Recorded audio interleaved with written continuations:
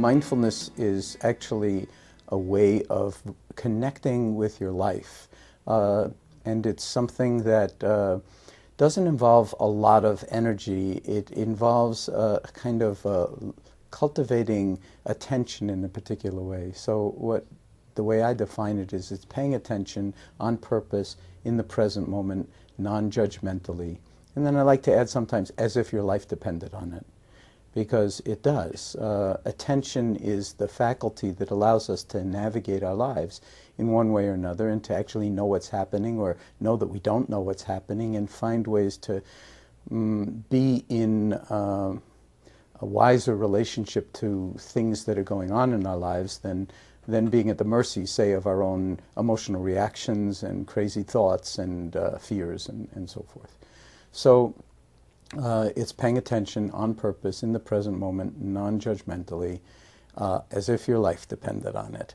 So paying attention to what, you might ask? Well, it doesn't actually matter. It's the attending itself that's important, more important than what it is that you're paying attention to. But that said, if you start to pay attention to how much attention we pay to anything, you begin to notice that the mind is all over the place. It never sits still. It's got this idea and that opinion and this reaction, and we spend a huge amount of time planning and worrying about the future, and a huge amount of time reminiscing about the past and who did what to whom, or why it worked out this way, or why it didn't work out this way. And the present moment, which is the only time that we're ever alive in, the only time we could learn anything, express any kind of love or emotion, the only time we could be in our own body, the only time we can see or hear or smell or taste or touch or communicate, is now.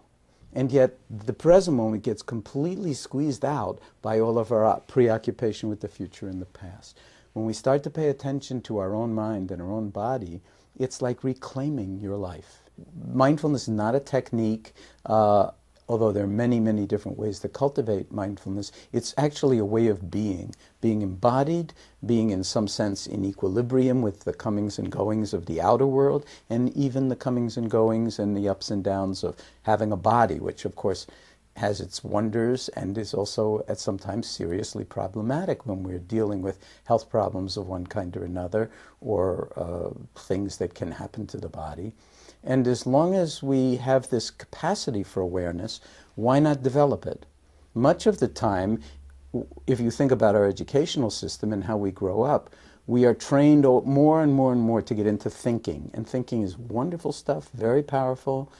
Some of the greatest achievements of humanity come out of thought, and out of imagination and out of creativity. But the other piece of it that's equally as powerful as the capacity for thought is the capacity for awareness. But we get no training in awareness and attention, huge amount of training in thought. So a lot of the time when we get into bed at the end of a long day, we can't deal with our thoughts, and we can't sleep.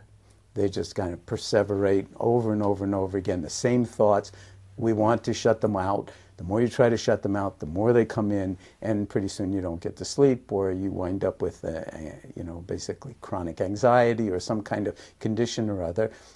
Depressive rumination can spiral you into depression, a little bit of sadness, and then that triggers this kind of perseverating constantly, what's wrong with me, why don't people like me, why didn't she look at me, whatever it is. These are all thoughts. I'm no good, I'm too old, my life it's all downhill from here. All of those things, they're only thoughts, but most of the time we think of them as the truth.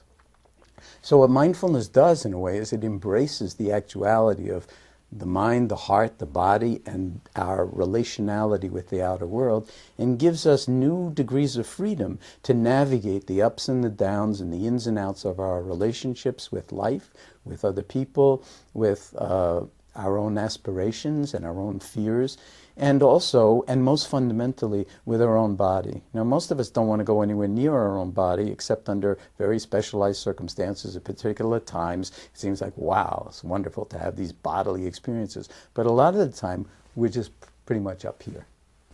thinking, and really believing so many of these thoughts as the truth that we wind up in a very narrow band of what's actually possible for us in terms of our human experience.